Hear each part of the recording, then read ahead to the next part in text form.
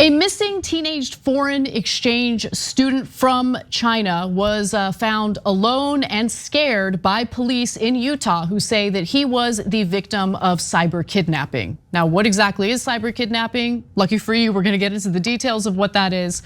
But first, the details of this particular foreign exchange student, a 17-year-old. The Riverdale Police Department said that Kai Zhuang, 17, was reported missing Thursday by his high school. His parents in China had contacted the school after they received a ransom photo of their son and had sent $80,000 to bank accounts in China due to continuous threats from the kidnappers.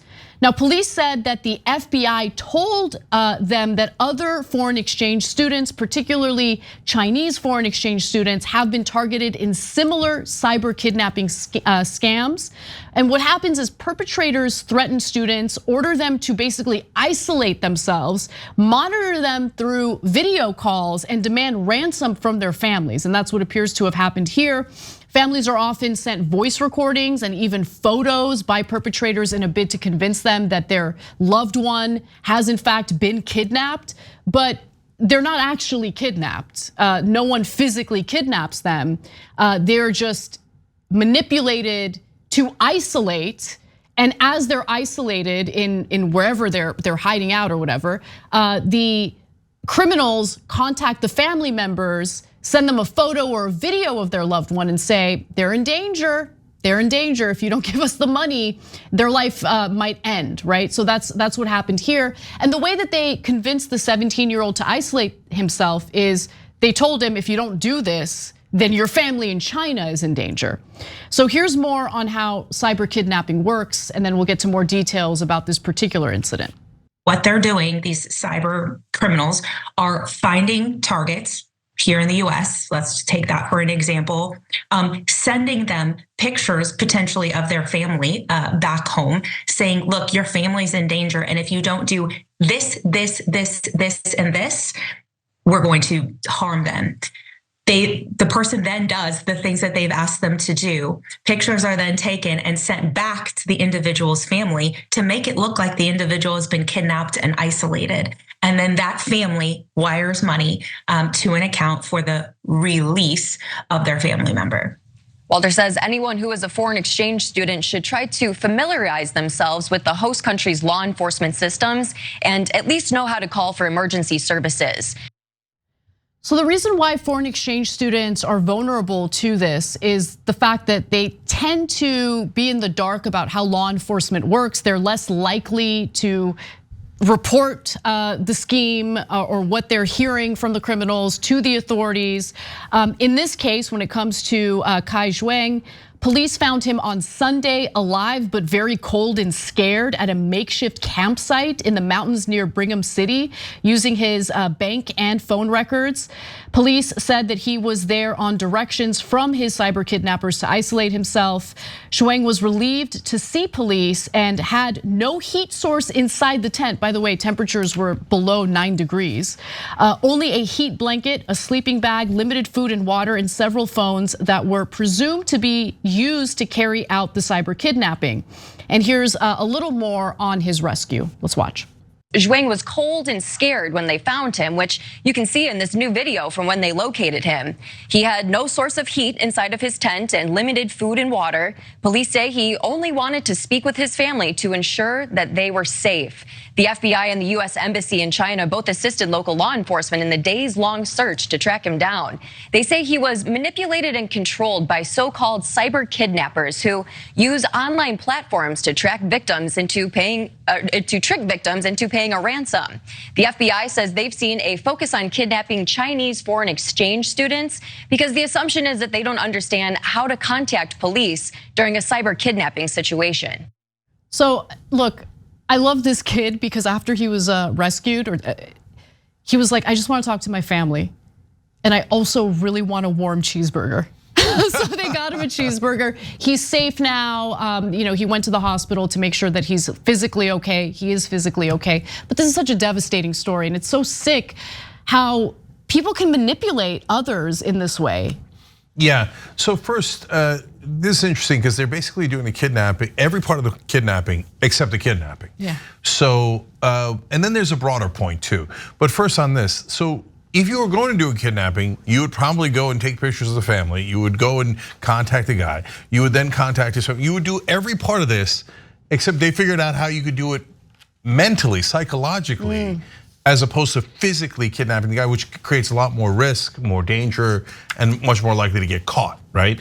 And especially this day and age where there's a Bitcoin and cyber currency, the minute they do a transfer, that money's gone and it's totally untraceable. Whereas in the old days, you had to go with a duffel bag, and that made it much easier to be able to get the kidnappers, etc. So you could see how it could be a fairly routine thing to pull off, right?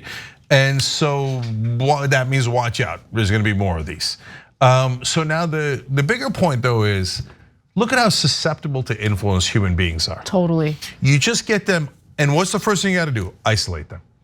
Now I'm going to make it, I know a point that's probably too broad, but that's in essence what our media is doing these days. The right wing gets isolated with right wing media. Mainstream media isolates other parts of the population. Independent media has their own little silos, etc. And in isolation, you only hear one side of the story, and you don't get all of the other information, right? And so here, in this case, it's of course much more stark because he doesn't have the information that they're not actually going to kill his parents, and they don't have the information that he's not actually kidnapped, but they genuinely believe it. I mean, we just did a story earlier in the show about how Republicans genuinely believe that Joe Biden stole the election. Like, if you don't believe that, you think that's crazy. But remember, they don't think it's crazy. They think it's real. Just like that kid thought his parents were really in danger, right? So we've got to watch out as a society, as a culture, in the power of manipulation and the gaslighting and the isolation and all these factors that go into it, because it's happening on a micro scale like this, but also on a grand scale through media. And look, what makes this so sick is, aside from scammers looking to get rich quick and steal money from others, they're manipulating people by using their family members, right? By claiming that their family members are at risk, that their lives are in danger. It makes me so angry. And if you think, oh, well, this is only something that's going to impact foreign exchange students or foreigners in the country because they don't know how our system works and they don't know how to contact law enforcement. No. There are all sorts of Americans who get scammed every day. Andy Cohen from Bravo got scammed out of a lot of money. There was a big story during the holiday break because he had lost his credit card, or he had lost his debit card. And so he had applied to get a new one. And then he gets this email and he thinks it's literally from his bank, indicating if you want to get your card, you have to fill out these forms, fills out the forms with all of his information, and they take money out of his checking account. No, the scams are nonstop because con men realize this day and age, it's easier to isolate someone in the cyber world and get them to do something that they think is real when it isn't real. And so now the country's filled with con men. And our former president's a con man. I mean, and he said, what was his main line of work before he became president? So run a fake university and a fake charity, right? And Trump Properties, which is now been charged with fraud. So it was one con after another after another. He just turned it into a different kind of con. Now he cons his grassroots campaign contributors, right? So, and how did he do that? He isolated them to right-wing media, said, only listen to me, I'm the only one who can save you, right? Don't listen to your family members, don't listen to anyone else. I am the only one who, this is classic con man material. And so we live in a hall of mirrors, guys, and I hate to tell you that because it's kind of a scary place and it's hard to know who to trust, right? That's part of the reason why we always tell you on this show, go double check what we say. Go look at a lot of different sources from different parts of the media to make sure you're getting the reality and don't get stuck in a bubble, because bubbles create this kind of horrible consequence. And if anyone asks you for your social security number or bank account information, either through the phone or online, just don't give it to them. Okay, just don't give it to them. Yeah, and you know what, the main targets of most of the cons are the elderly. I know, makes me so angry. Yeah, and there's things that go bump in the night. There are people who are terrible, and they think we look at them and we go, oh my God, we should help the elderly, protect them. They look at them as fresh victims, easy to trick them, etc. It's disgusting. So we're glad at least the kid's okay in this story. Thanks for watching the video, guys. We also love it if you hit the join button below, because that makes you a member, and members allow us to be independent, honest. We can be as progressive as we want, no corporate media influence, and that's all because of you guys. We love doing the show with our members. Hit the join button, become one of the Young Turks.